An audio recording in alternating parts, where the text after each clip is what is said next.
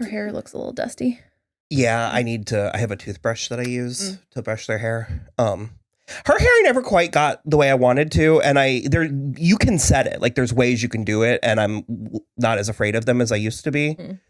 But I liked her. I've always thought I was going to get another Black Widow, and then the two other ones that I've liked, I only know that I liked them sort of through hindsight. I'm like, well, if I was going to get one, it would have been the Ultron one, or it would have been everybody likes the Civil War one, and I think she's got like, I don't like her hair in Civil War. Her hair's not great in Civil War. It was great in this movie.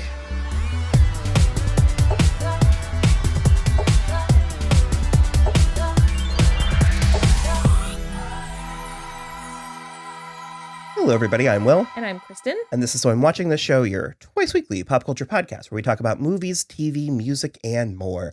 And as always, this is a spoiler show, so you have been warned.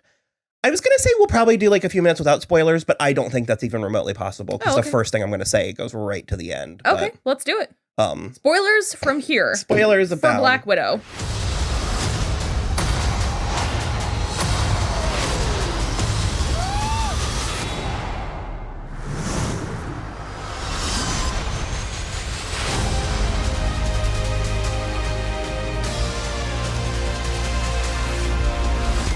I mean, if we're being honest.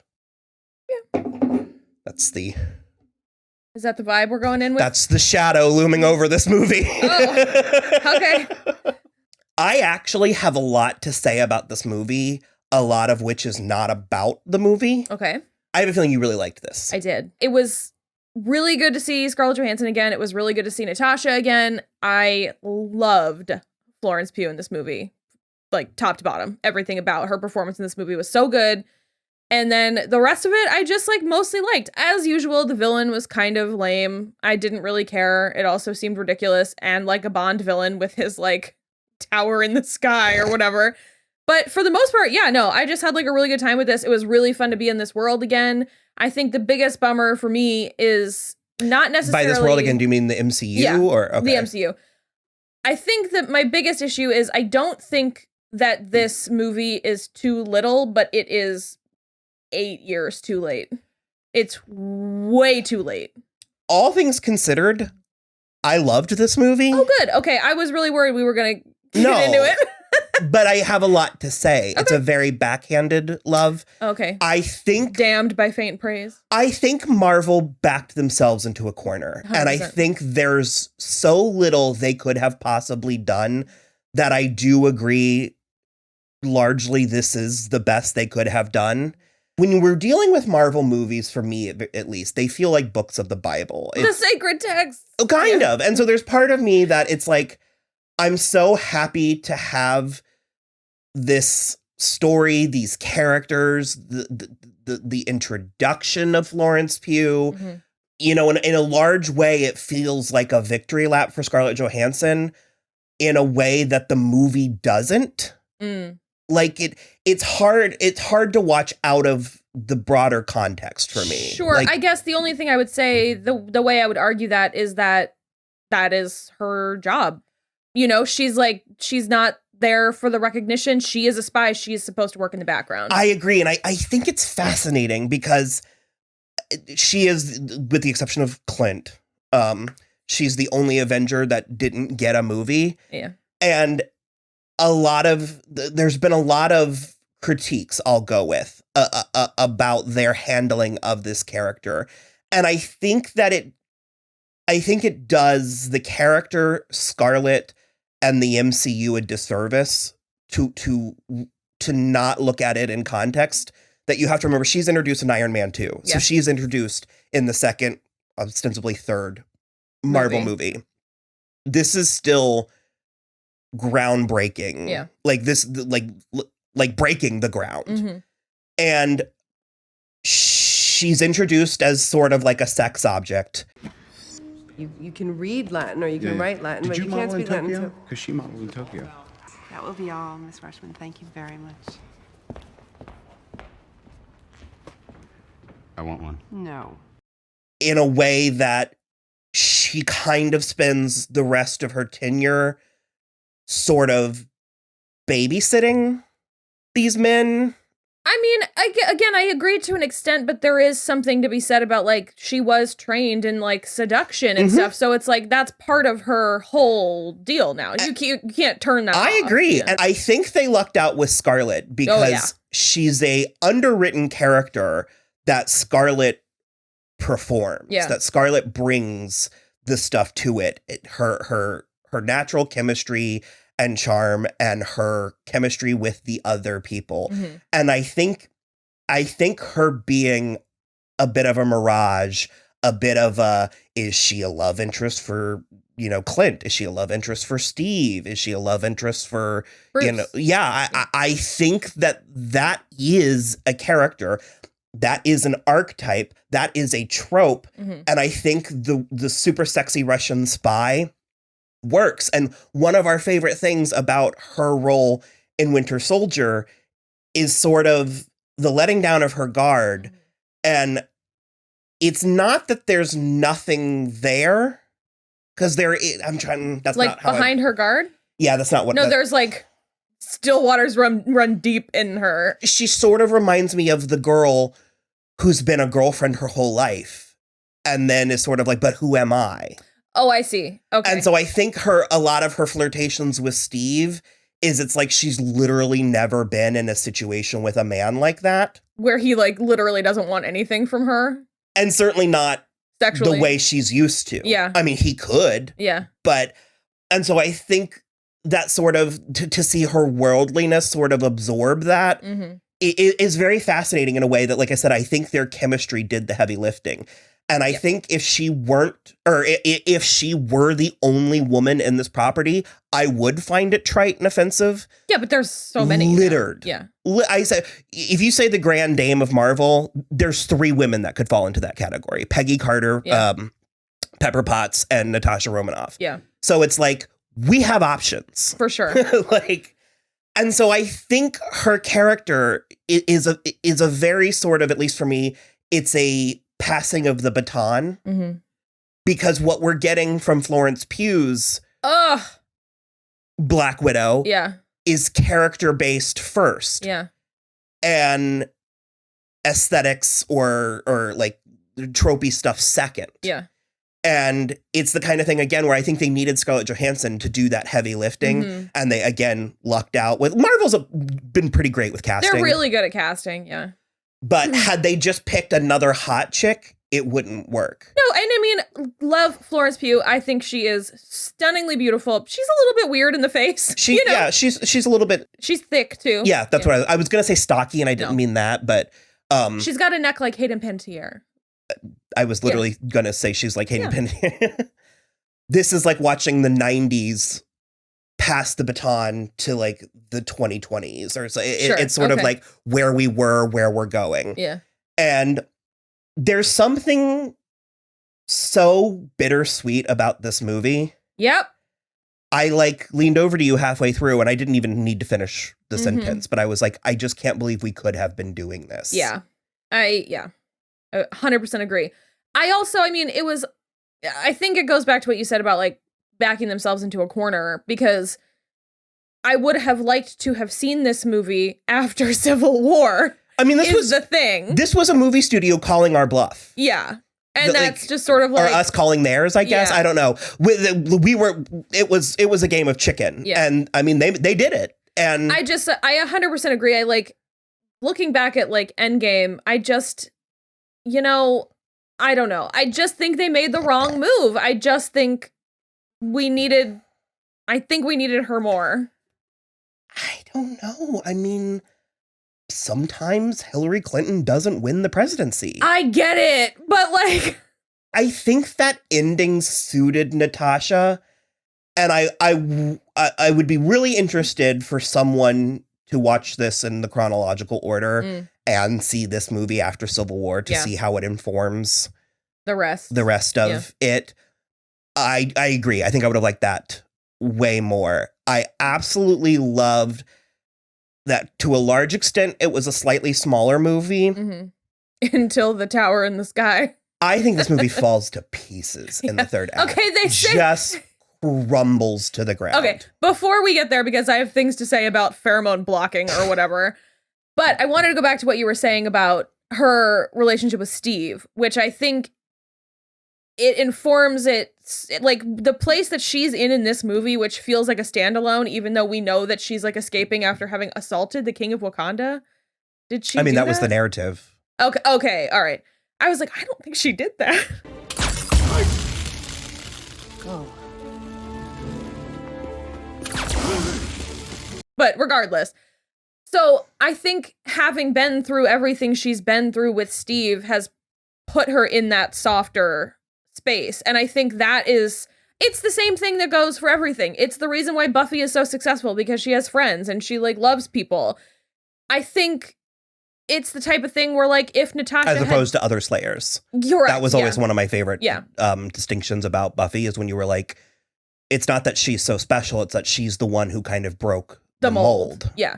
And she then ends up being the longest living Slayer in history. And so it's like, that's the kind of thing where I sort of feel like if Natasha had not broken away and found S.H.I.E.L.D. and the Avengers, she would have probably died much sooner. And that's the kind of thing I love about it. And I mean, she spends like 40% of this movie with tears just welling in her eyes.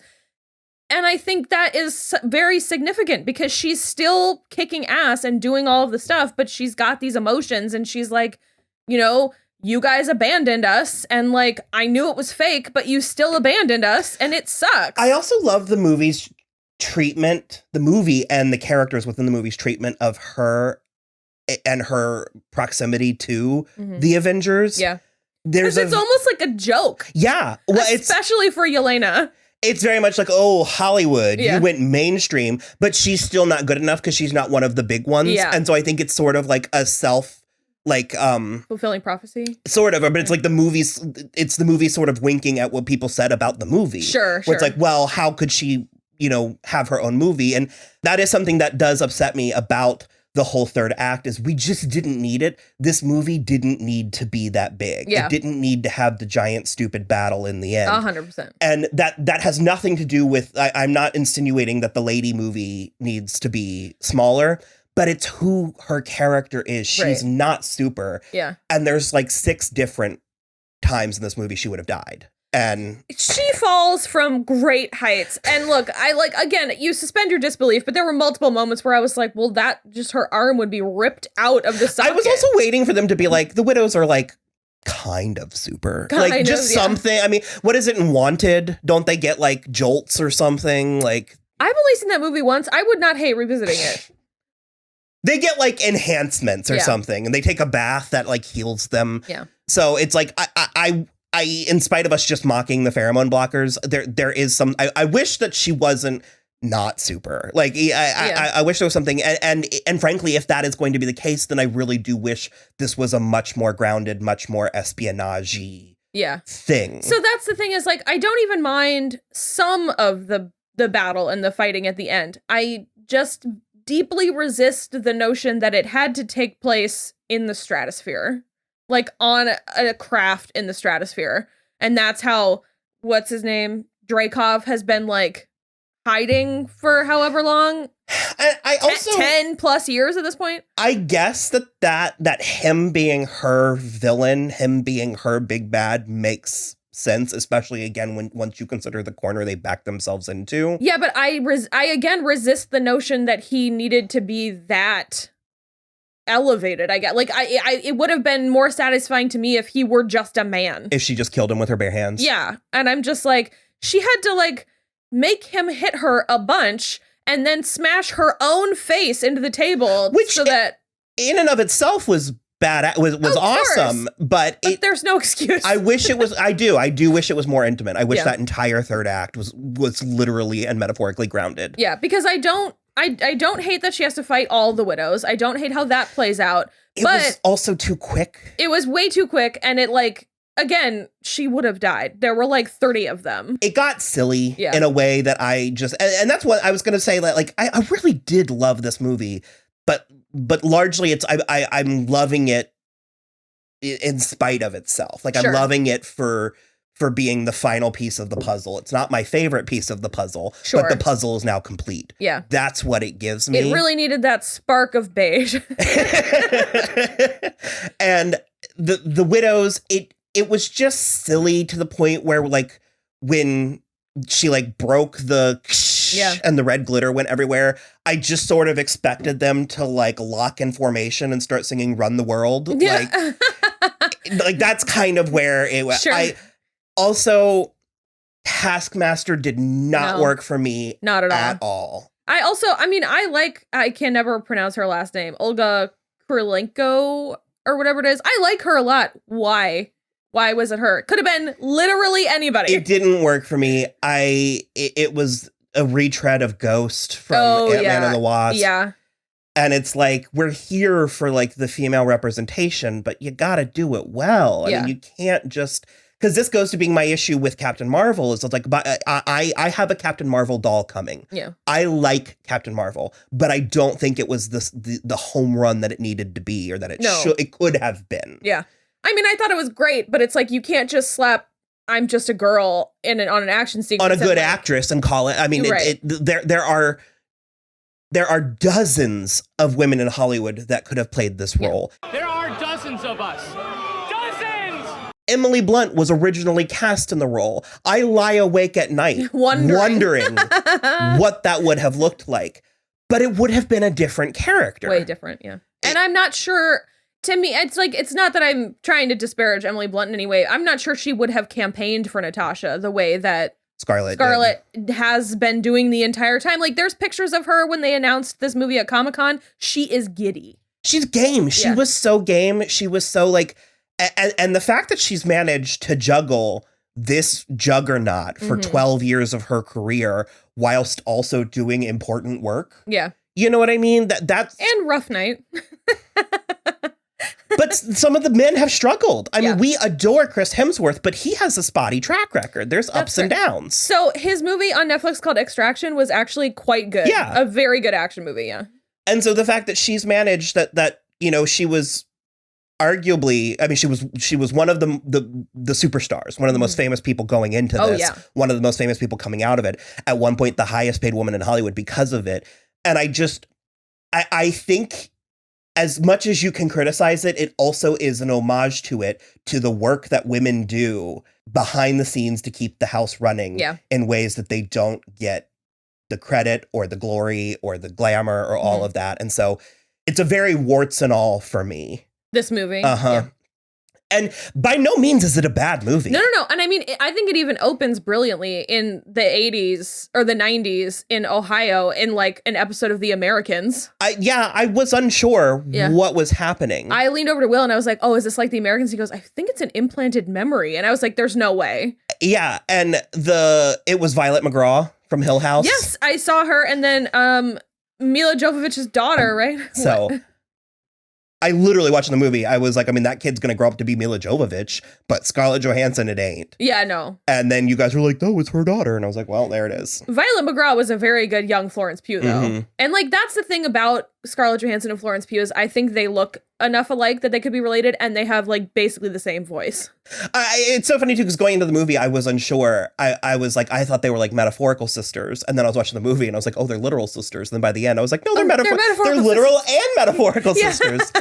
The family stuff, we found family very fascinating. Yeah, but this was like assigned family.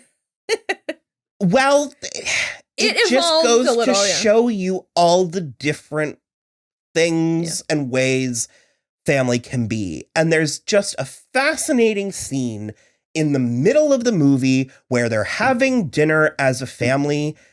Only David Harbour is eating, though. Well, it's also nauseating because there's a pig involved. The pig is fine. Yeah. The pig survives if you're one of those people. But it's upsetting. It's upsetting watching it. For sure. Rachel Weisz is so good because she's just so conditioned. Because they even acknowledge it in the movie where they were like, oh God, how did they phrase it? They were like, there's psychological conditioning. And then... Oh yeah. And then there's actually like Yelena was chemically conditioned as well. And so when she got the red powder at the beginning, it broke her out of the thing. But it was like too late. She killed the one of them. Yeah. Also, Rachel Weisz.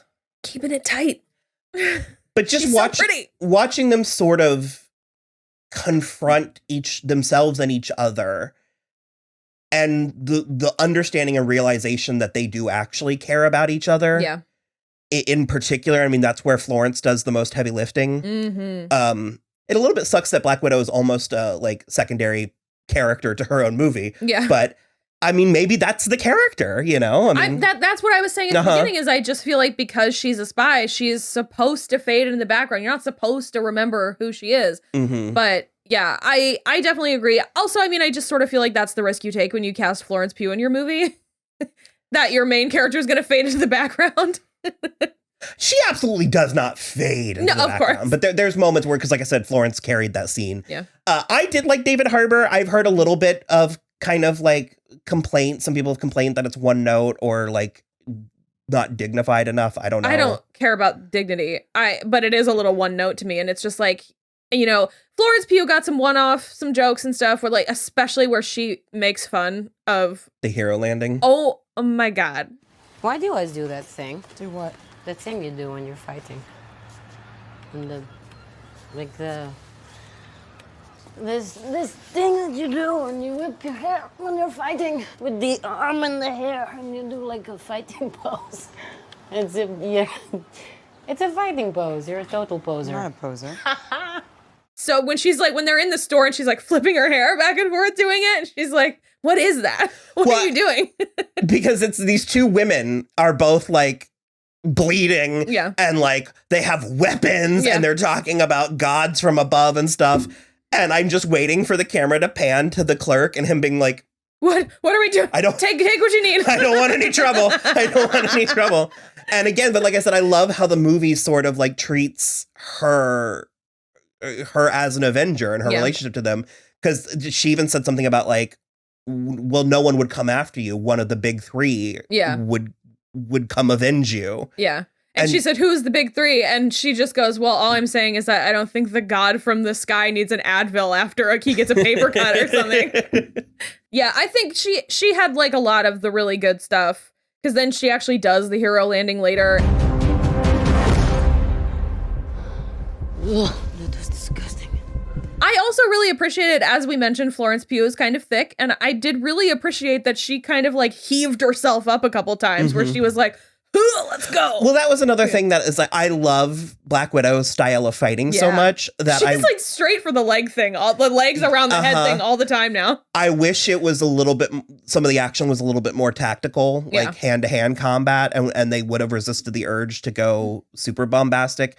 Apparently Taskmaster's thing was that she could mimic the fighting style immediately. Of the Avengers. Yeah. Well, anybody, because she does it to Natasha too. I missed that. Yeah. And I was like, I thought it was weird when she suddenly had like Black Panther claws. Oh, yeah. And then the shield, I was like, she's, I don't know. Somehow I missed that entirely. And that was absolutely a misfire for sure. That like, again, I would really love for like, because I thought Thanos was a pretty good villain because it made sense. And he's also the type of villain that you're like, he's making a point. Like you understand where his point is kind of coming from. Like we're destroying the universe, you know, something needs to be held in check. He's just going about it with genocide, which is wrong. And so I think he's been like my preferred villain of all the MCU movies, just because he also is going over so many of them, arcing all of them. And so I just need Marvel to get a handle on their fucking villains because it's embarrassing now. It felt mildly disingenuous to me that neither Steve nor Clint would be in this movie. Yeah. I don't expect a lot, but just based on the relationships we know she had with these men. Yeah.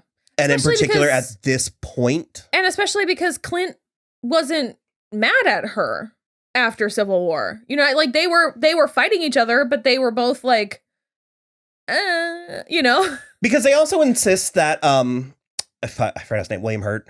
Ross. That Ross is in this movie. And he's in 2 scenes. But yeah, I can't remember. He ends up getting to Hawkeye, right? Well, it's like Clint and Scott are the ones that like make deals for house arrest. I feel like there should have been a scene of Ross using Clint to try and get to her. Get her out. Yeah, I mean, she still was wearing the little arrow necklace, which I've always thought was like a nice nod to him after it was like 3 movies in, but I don't know, the synergy, it felt like there was something lacking there. I appreciated the jailbreak. I appreciated the snow. To be honest, that shot that they've used, the shot, I don't even have to explain it, that they've in all the trailers of her back flipping onto the thing. And doing the hero land. That's all I needed. Like that kind of stuff is what I wanted from this movie. And it was big enough on the big screen. 100%. I mean, it was really cool. I would have allowed her trying to rocket down to Florence Pugh and put a parachute on her. I just wish that was it and it wasn't everything crashing to the ground. I know I have so much more, but I did only watch it the one time. Yeah, I mean, I'm sure that this movie will come up in conversation, the more we get away from it. But overall, first of all, this is the first Marvel movie I've seen in 2 years. So I was already predisposed to enjoy it. I had a lot of fun. I thought it was serious enough. It was emotional enough. It was jokey enough. Well, and at least for like us and many fans, its existence is the victory. Sure. The mere fact that we have it is already enough. Yeah. Ironically, it works best when you look at it completely individual. Like in a vacuum. Like if this was the only MCU movie you've ever seen, or you have to look at it completely in context. Yeah. Like, I don't think there's any halfway No, you can't be like, well, it's like fine if you just discount this one other movie. And it's like, no. And I mean, I think they did the best they could do with the way they had tied their hands. Yeah, 100%. And in that regard, well done. Yeah. So I agree. Your mileage will probably vary, but I liked her buddy Mason that was like helping her acquire things. He was fun. I wanted her to fuck him. He earned it. Yeah, he definitely earned it, especially at the end. She should have taken him in that fucking Quinjet real quick. Yeah, no, I definitely liked all that. I like, we got the Infinity War hair at the end, which was good. We get that, like, and then the scene at the end, the post credits did a lot too, but because it's a passing of the baton. And I think that's my other thing with all of this is I needed Florence Pugh and Scarlett Johansson together in 2 movies. Yeah. Mm-hmm. I think the one movie of the passing of the baton was just too much. I think Florence Pugh needed to be in Civil War or something. Needed to be in Infinity. Yeah. You know what I mean? Like something. The other thing for me is that there is a moment when Scarlett with Natasha is like, Ross is coming, you guys should leave. And Yelena / Florence Pugh looks back at her and you are like, you can feel that she's like, oh, this is the last time I'm ever going to see her. And I just like wanted them to take like a trip to Italy and just like be sisters, I loved what the movie thought it was saying with the widows. About what? He was like, we're taking the world's most, the like forgotten, like. But he was like, I found a way to weaponize the world's most like available asset. Yeah. Young women. Yeah. And because I mean, it's true. There's 52% of the population is women. There's more of you than there are of me. Yeah, but do you want white slavery? Because that's how you get slavery. But no, my point, like I liked what the movie thought it was saying. Yeah. I liked that it was acknowledging. I think it wasn't saying it right, 100% right. But I like. No, I mean pointing that out. That it's like, oh man, there's this untapped resource. That we've been saying our entire lives. Oh sure, okay. That's what I mean. Yeah. I'm not going to a Gone Girl place where I'm the widow is the way. No. But no, I like what the movie thought it was saying. I just wish it didn't do so in such a clunky cheerleader way at the end. Sure, yeah. It kind of undercut the entire... Yeah, they were all kind of like, we'll never leave you behind. And I was like, all right. I mean, she's been trying to kill people for like the whole movie. Oh my God, you guys. I was getting very, again, to bring up Buffy, the finale Buffy, it was like, every girl who could stand up will stand up. And I'm like, no. Like, that's not what we're doing. If that's what you were doing, you really needed to do it. You really biffed it. So, yeah. Okay. I think that's good for now. I think the last thing I'll say is that I need to revisit the movie Red Sparrow because I'm 100% sure that apartment where she meets Yelena is the same apartment from Red Sparrow. But I need to confirm that. Well, you can go see Black Widow in the theaters if you want to have a really fun time, or you can rent it or buy it. Is it like a permanent thing on Disney Plus? I think it's a permanent thing, but before you go on your tangent, we need yes. likes and subscribes. We're trying to get to 1,000 by my birthday, which is in like 9 days. Yeah. I don't think we're gonna make it, but with your help, we could. And yeah, let's go for like 15 likes, 16 likes on this one. Just indoctrinate all your friends to us. They'll appreciate it too. And then patreon.com/so I'm watching, where you I'm watching this show. There you go. whole So I'm thing, watching the show where you can patronize us. We need patronizing. We do. And it's my lifeblood. And we're covering season 7 of RuPaul's Drag Race over on the Patreon. Yeah. As well as a bunch of other stuff. So yeah, definitely check it out. And then other than that, you can follow us on Twitter @SoI'mWatching or Instagram @SoI'mWatching this show. And we also have the website, soimwatching.com, which links out to everything you could want from us. Everything we provide. I'll never tell.